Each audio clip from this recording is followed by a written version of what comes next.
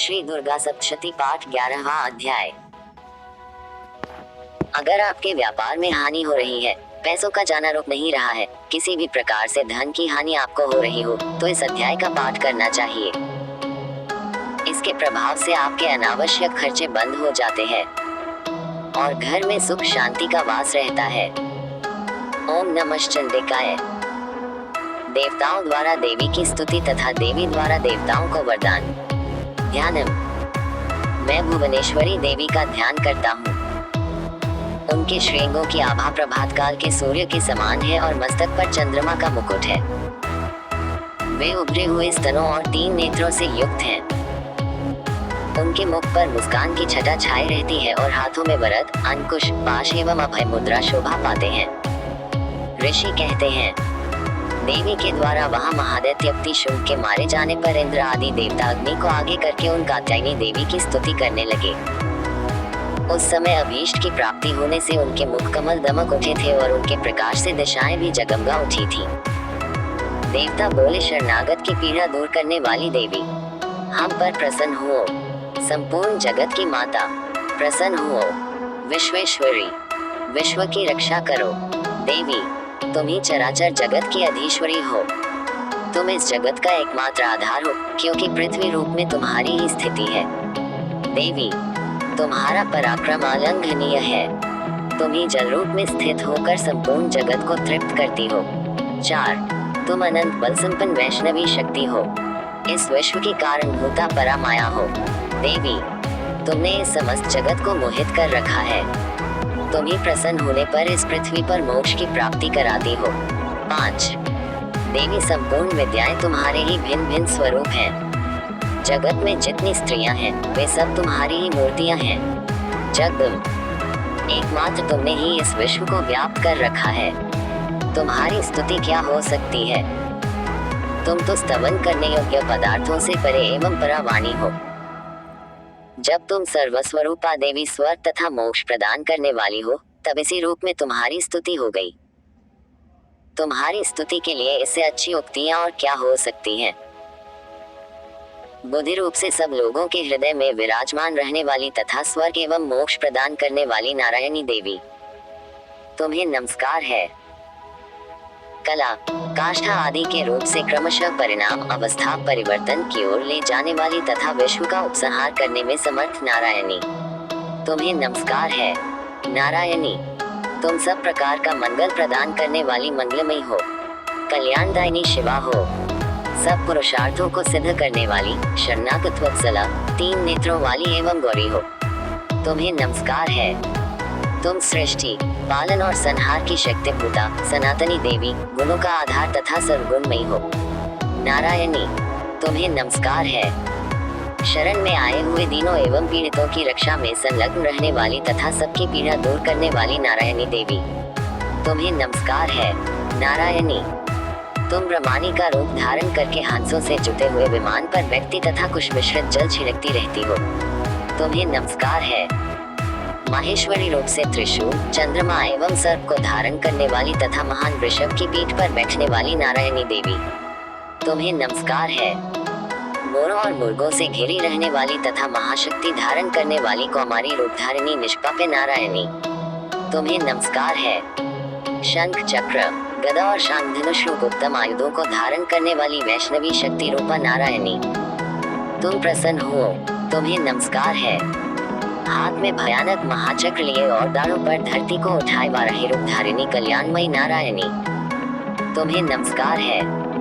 भयंकर नरसिंह रूप से दैत्यों के वध के लिए उपयोग करने वाली तथा त्रिभुवन की रक्षा में संलग्न रहने वाली नारायणी, तुम्हें नमस्कार है।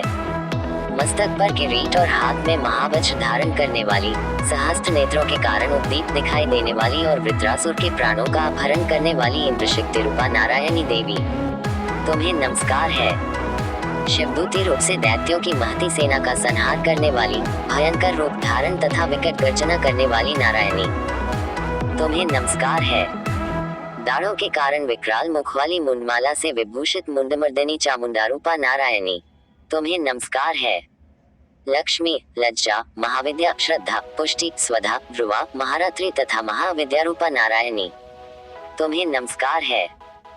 मेधा, सरस्वती, वरक श्रेष्ठा, ऐश्वर्य रूपा, पाभ्रवी, भूरे रंग की अथवा पार्वती, तामसी, महाकाली, नियता, स्वयंप्रायणा तथा ईशा, सबकी अधीश्वरी रूपिणी नारायणी, तुम्हें नमस्कार है। सर्वस्वरूपा, सर्वेश्वरी तथा सब प्रकार की शक्तियों से संपन्न दिव्य रूपा दुर्गे देवी, सब भयों से हमारी रक्षा करो, तुम्हें नमस्कार है। कात्यायनी, ये 3 लोचनों से विभूषित तुम्हारा सौम्य मुख सब प्रकार के भयों से हमारी रक्षा करे, तुम्हें नमस्कार है। भद्रकाली, ज्वालाओं के कारण विकराल प्रतीत होने वाला, अत्यंत भयंकर और समस्त असुरों का संहार करने वाला तुम्हारा त्रिशूल भय से हमें बचाए, तुम्हें नमस्कार है। देवी, जो अपनी ध्वनि से संपूर्ण जगत को व्याप्त करके दैत्यों के तेज नष्ट किए देता है, वो तुम्हारा घंटा हम लोगों की पापों से उसी प्रकार रक्षा करे जैसे माता अपने पुत्रों की बुरे कर्मों से रक्षा करती है। चंडी के तुम्हारे हाथों में सुशोभित खड्ग, जो असुरों के रक्त और चर्बी से चर्चित है, हमारा मंगल करे, हम तुम्हें नमस्कार करते हैं। देवी, तुम प्रसन्न होने पर सब रोगों को नष्ट कर देती हो और कुपित होने पर मनोवांछित सभी कामनाओं का नाश कर देती हो। जो लोग तुम्हारी शरण में जा चुके हैं, उन पर विपत्ति तो आती ही नहीं। तुम्हारी शरण में गए हुए मनुष्य दूसरों को शरण देने वाले हो जाते हैं। देवी अंबिके, तुमने अपने स्वरूप को अनेक भागों में विभक्त करके नाना प्रकार के रूपों से जो इस समय इन धर्मद्रोही महादैत्यों का संहार किया है, वह सब दूसरी कौन कर सकती थी। विद्याओं में, ज्ञान को प्रकाशित करने वाले शास्त्रों में तथा आदिवाक्यों वेदों में तुम्हारे सिवा और किसका वर्णन है, तथा तुमको छोड़कर दूसरी कौन ऐसी शक्ति है जो इस विश्व को अज्ञान में घोर अंधकार से परिपूर्ण ममता रूपी गड़े में निरंतर भटका रही हो। जहाँ राक्षस, जहाँ भयंकर विष वाले सर्प, जहाँ शत्रु, जहाँ लुटेरों की सेना और जहाँ दावानल हो, वहाँ तथा समुद्र के बीच में भी साथ रहकर तुम विश्व की रक्षा करती हो। विश्वेश्वरी, तुम विश्व का पालन करती हो, विश्वरूपा हो, इसलिए संपूर्ण विश्व को धारण करती हो। तुम भगवान विश्वनाथ की भी वंदनीय हो। जो लोग भक्तिपूर्वक तुम्हारे सामने मस्तक झुकाते हैं, वे संपूर्ण विश्व को आश्रय देने वाले होते हैं। देवी, प्रसन्न हो। जैसे इस समय असुरों का वध करके तुमने शीघ्र ही हमारी रक्षा की है, उसी प्रकार सदा हमें शत्रुओं के भय से बचाओ। संपूर्ण जगत का पाप नष्ट कर दो और उत्पात एवं पापों के फलस्वरूप प्राप्त होने वाले महामारी आदि बड़े बड़े उपद्रवों को शीघ्र दूर करो। विश्व की पीड़ा दूर करने वाली देवी, हम तुम्हारे चरणों पर पड़े हुए हैं, हम पर प्रसन्न हो। त्रिलोक निवासियों की पूजनीय परमेश्वरी, सब लोगों को वरदान दो। देवी बोली, देवताओं, मैं वर देने को तैयार हूँ, तुम्हारे मन में जिसकी इच्छा हो वह वर मांग लो। संसार के लिए उस उपकारक वर को मैं अवश्य दूंगी। देवता बोले, सर्वेश्वरी, तुम इसी प्रकार तीनों लोकों की समस्त बाधाओं को शांत करो और हमारे शत्रुओं का नाश करती रहो। देवी बोली, देवताओं, वैवस्वत मनवंतर के 28वें युग में शुंभ और निशुंभ नाम के 2 अन्य महादैत्य उत्पन्न होंगे। तब मैं नंदगोप के घर में उनकी पत्नी यशोदा के गर्भ से अवतीर्ण हो विंध्याचल में जाकर रहूंगी और उन दोनों असुरों का नाश करूंगी। विश्व की पीड़ा दूर करने वाली देवी, हम तुम्हारे चरणों पर पड़े हुए हैं, हम पर प्रसन्न हो। त्रिलोक निवासियों की पूजनीय परमेश्वरी, सब लोगों को वरदान दो। देवी बोली, देवताओं, मैं वर देने को तैयार हूँ, तुम्हारे मन में जिसकी इच्छा हो वह वर मांग लो। संसार के लिए उस उपकारक वर को मैं अवश्य दूंगी।